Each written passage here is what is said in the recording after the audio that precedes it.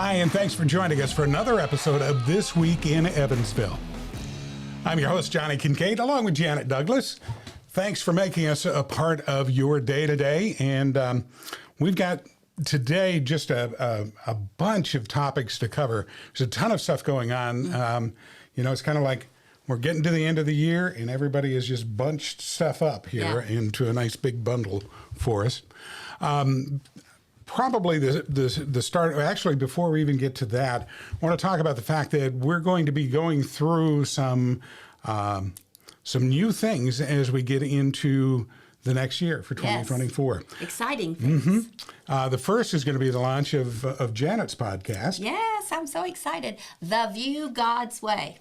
And we're going to have a different guest here with us in the studio. And then we'll also have remote guests that will hop on. And it will be about culture. But what is the view of the Lord on that? What is the view of the Word of God? So we're really excited to launch this. We'll share more about that in a separate podcast because we'll just share with you how that all came about 27 years ago, and now we're just now getting to jump into it. So we're excited. Yeah, it's going to be great.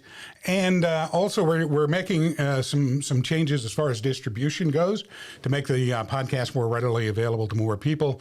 We're going to be posting on Spotify and distributing out an audio version of the podcast so that if you don't have the opportunity to sit down with YouTube and watch it, you'll be able to listen to the entire episode or episodes with wherever you get your podcasts. Yeah, and also on that, obviously everyone knows that YouTube can often be different to work with.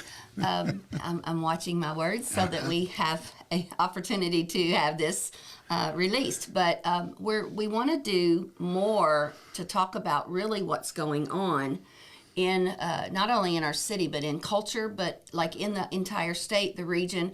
And we don't want to have any flags. And I know for me, Johnny, when I'm listening to someone, it's frustrating when it's locked out or you have this or have that. So we do want to make everything we do from here on out, especially for our followers, that it's easy and simple. Exactly. So I'm excited to kind of pull into Rumble and Spotify and all the other places we can go to. So it's going to be exciting. Exactly. And it'll broaden our base to where more people will be able to hopefully hear what's going on in the region, which is the whole purpose of this podcast. Well, let's get right down to business now. Okay. First of all, we got the results of the election this year, new mayor going into office. We will have a city council that is 8 Democrats and 1 Republican.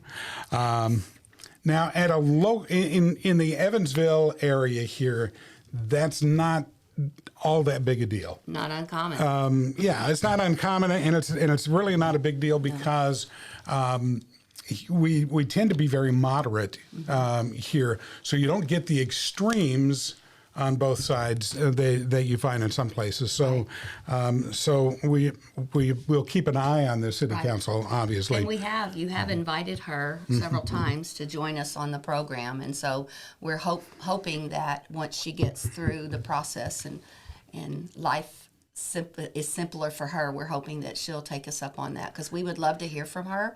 We would love to hear what she feels led that she's going to be doing in our city and how she's going to lead the people of Evansville. So we're going to keep pressing that. So I'm excited. Hopefully she'll take us up on the... And she has a 20-member transition team. Yeah, big transition. I don't recall seeing anything about the process like this in the past after an election. So it's going to be really interesting to see how Stephanie Terry deals with this transition and who she appoints into different positions. Right. All of the city department heads have to, of course, reapply for their job, and that's normal and customary when there's a change in leadership at the top. So they all have to reapply for their jobs if they want to hang on to them, and new people applying for those positions, of course, as well. One thing that Stephanie did that was kind of interesting is that they took and posted the job openings for all of those positions on her campaign website. Right. So they aren't posted as openings on the city website because technically they aren't open, right?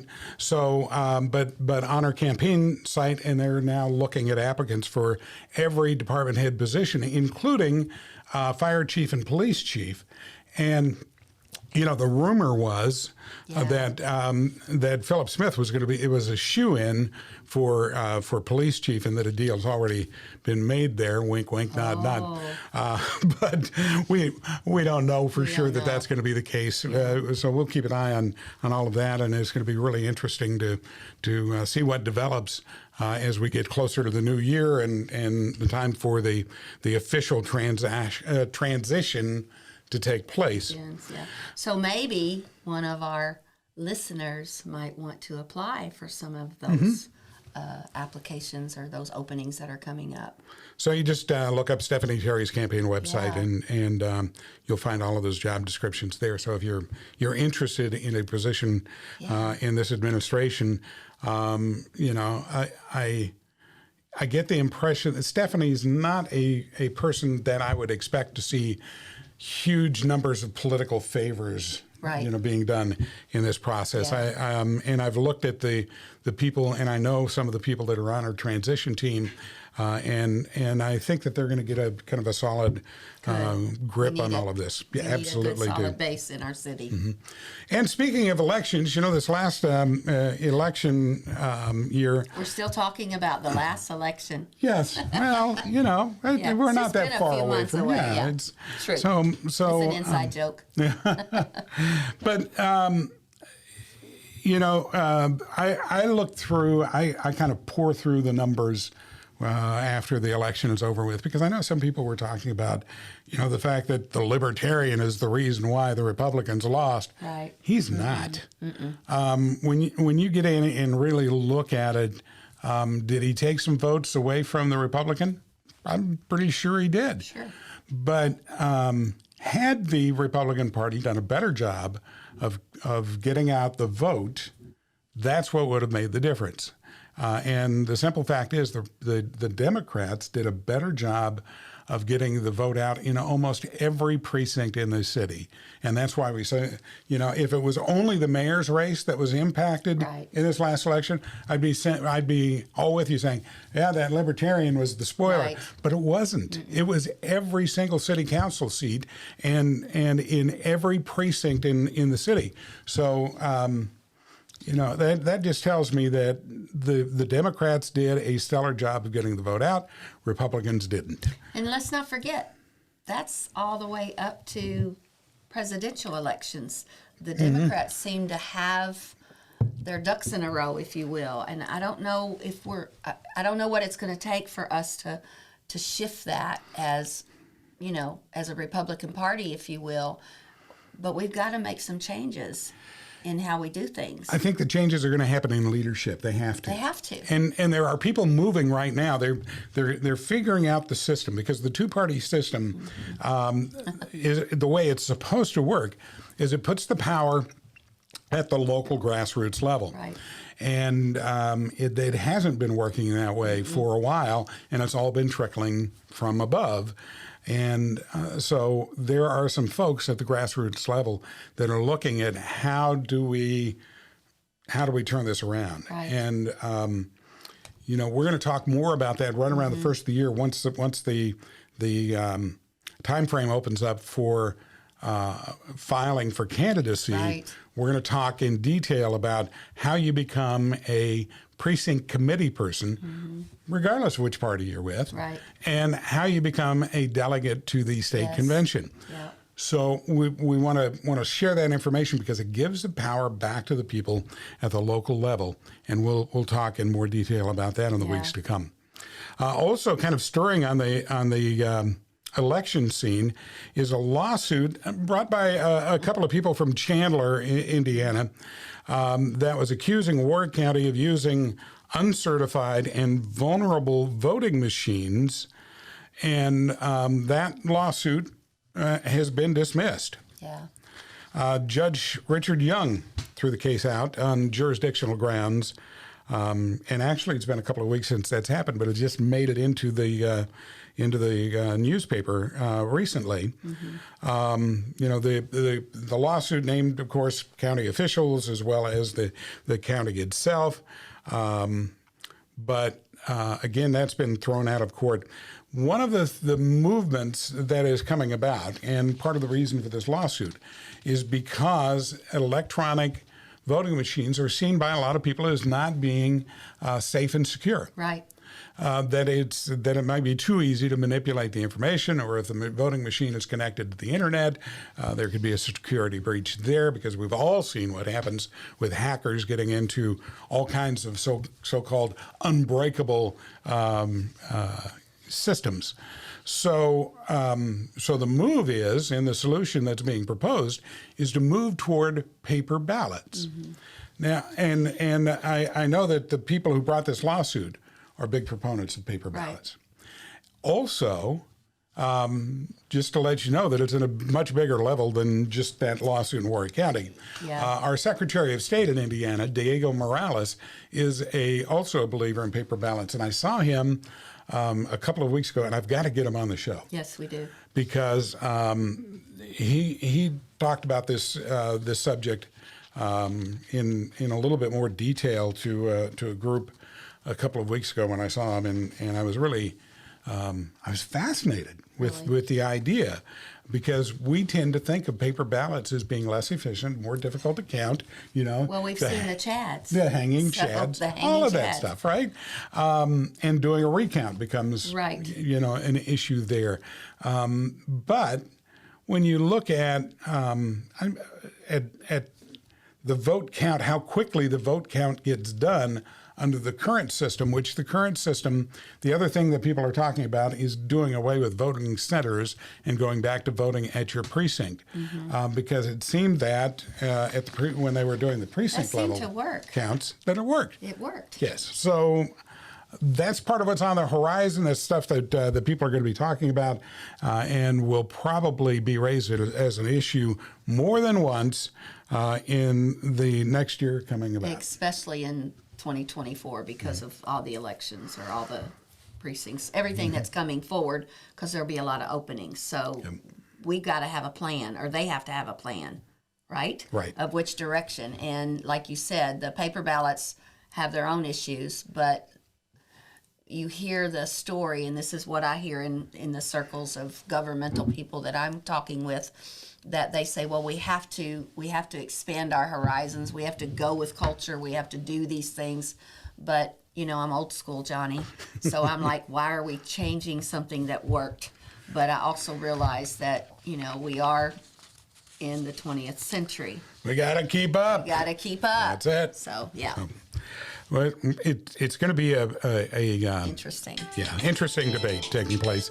And you'll have to pardon me, because my phone is ringing, and I'll show you. It says scam likely. All right, so we're not going to just ignore that. Scammers. That's the problem with people like me being forgetful and not turning the ringer off. So we'll take care of that. That's why this show is fun, though. We just are who we are, and you get what you see is what you get. So I've had people as guests before say, "Well, could you edit thus and such out?"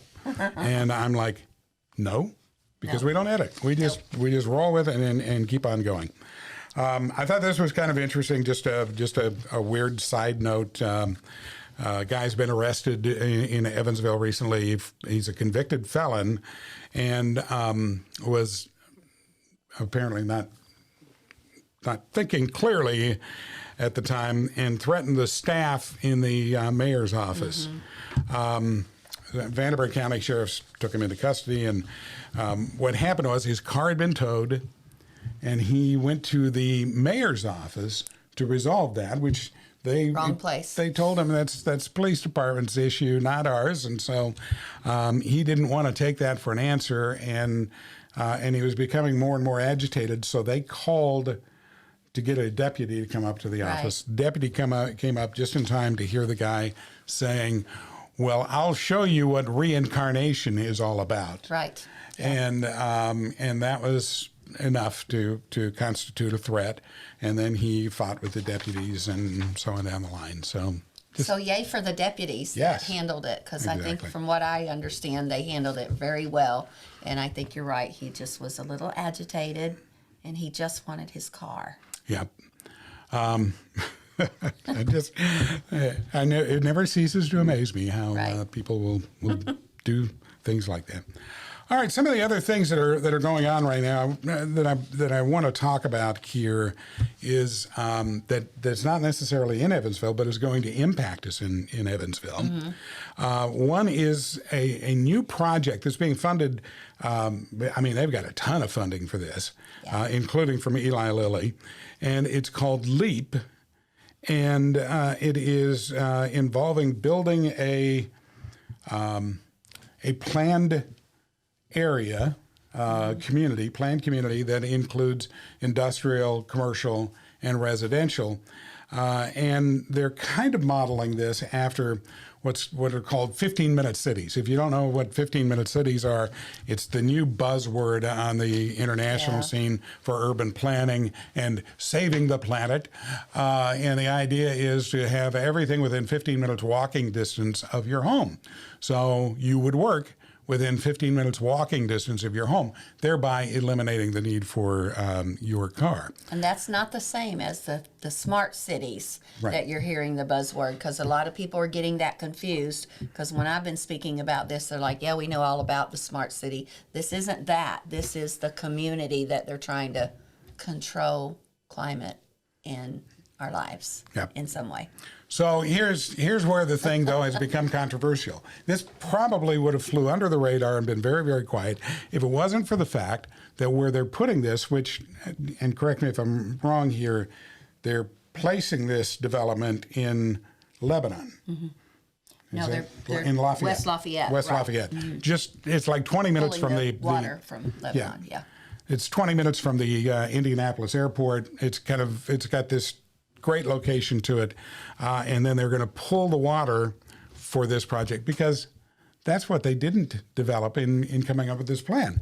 Was what about water resources? And they need water. So they are talking about building a pipeline. Now, the pipeline is going to run from Lebanon to West Lafayette to provide water for this. And when we talk about the pipeline, it's going to run in the millions of gallons per day, and could affect water rights throughout the state, because the battle now that is brewing deals with whether they have the right, whether the state has the right to say, we're going to build this pipeline and take your water. And doesn't the water come, did I understand that right? It comes from the Wabash? I believe that's correct. So it would affect southern India. It'll affect the whole state. If it affects the amount of flow there is from that river, but you could be looking at future projects basically doing the same thing. And water rights are always a big concern when it comes to development. This is a 9,000-acre tech hub that they're planning to build. So imagine you're trying to bring in high-tech industries, and as well as more residents, and with electric cars. Yes, and all the water that you're going to need for that. And it's a prototype. From what we heard when we first started hearing about this development, we heard that it's an actual prototype for the nation. And so, we're watching that closely because of that. And other states are now watching what's going on. And even some of the powers that be are actually getting information from other people throughout other states, because we need to know what's going on. And the good part about it is when we first learned about it, we made mention very shortly, but mention on this program. And then we reached out to all of the people on our network, and they went to the first meeting, and we were excited because there were over 1,000 at that meeting. So they've tabled it for now, but they're still going forward behind the scenes. So we can't just because they tabled it, we can't just ignore it. We've got to get in front of this. This is going to be a big issue in the legislative session for 2024. So starting in January, your state legislators are going to be debating this, investigating it and making a determination as to how they want to vote on this particular issue. And the best advice that we have is to stay in contact with your state legislators. Get involved. We're going to try to keep you updated on some of these legislative issues as they come up. You know, last year, this blows my mind. Last year, the legislature considered 1,000 bills, 1,000 new laws that they thought about last year in the legislative session. So, I mean, how do they possibly study all of those, understand them, and know how to vote on those things? And some of those laws, they're lumping together, just like what we see in the federal government. They're lumping them together, and so if we don't keep up, we don't even know. And that sometimes changes, Johnny. I've been there where you're reading this and they go back to the drawing board, and within an hour they've rewritten it and changed it. So you really have to stay up on it. And I want to encourage our viewers that if you have the time, get involved, because we need to be able to go and listen and voice our concerns to our legislators, as well as be there to know what's going on, because it is the people's house. So we have to fight. And I talk to a lot of people that say to me, and this used to be my comment before God shifted me to start getting more involved myself, but it was, there's no point in me going. I'm just one person. It's not going to matter. And we have that attitude throughout the nation and even in the region, that there's no point in me going. There's no point in me voting. There's no point. I'm just one person. And we can't have that mindset. We have to shift that as the people of Indiana. We have to shift that. Absolutely. So get involved. That's the only way. Yeah. That we're going to get some kind of sense into the system. I mean, common sense. Common sense, yes. Oh my gosh, that's really lacking when it comes to government. And we're going to be talking to our state legislators as the session gets started up in Indianapolis as well. One of the things that our legislature did previously was passing what everybody refers to as a near total abortion ban. That was over a year ago that took place. There have been multiple lawsuits filed against it, trying to question the constitutionality of it. They've had some of these cases that have been thrown out of court that haven't been able to gain any traction. Well, the American Civil Liberties Union is now going in with another lawsuit, and this time they're using Indiana's Religious Freedoms Law, RFRA. They're going to use that religious freedom as their pretense for filing the next lawsuit. So just like we talked about before we came on air, it's interesting. I find it interesting that they use that in certain ways, but then in other ways it's for you or against you, depending on how they need to use it. There again, we need to wake up and do our part. We have to take a stand. I'm gonna go kingdom for a moment. This is the decade of the pay. This is the decade of the voice, and our voice matters, and we really need to voice. We are the citizens of Indiana and the nation, and we can no longer remain silent. We have to get our voices heard. Yeah, absolutely. It's crucial. Otherwise, we turn all of the power over to people sitting in the legislature, or even worse yet, panels of judges who wind up making those decisions for us. And we don't want the judges to be doing that. No. And speaking of judges, a county judge in Marion County has ruled that there's a state law that limits who can become a candidate in either the Republican or the Democrat Party. This law was used to eliminate mayoral candidates in Evansville earlier in the election process, because they didn't want their candidate to be primaried. So that was used, and the law the way it is right now is that you have to be a member of the party in good standing, and that involves you have to have voted a Republican or a Democrat ticket, depending on your party, in the last 2 primaries that you voted in. Mm-hmm. So the judge has said that that is unconstitutional, and if it stands, then John Rust, who has been running for Senate, and he wants to, I'm guessing he wants to run for Mike Braun's seat. That would be my guess. And he has been booted out of that because the party mainstays want Jim Banks. So if he gets enough signatures to do so, based on this court ruling, that'll probably be appealed. He can actually appear on the ballot in the primary. Right. Oh, it is.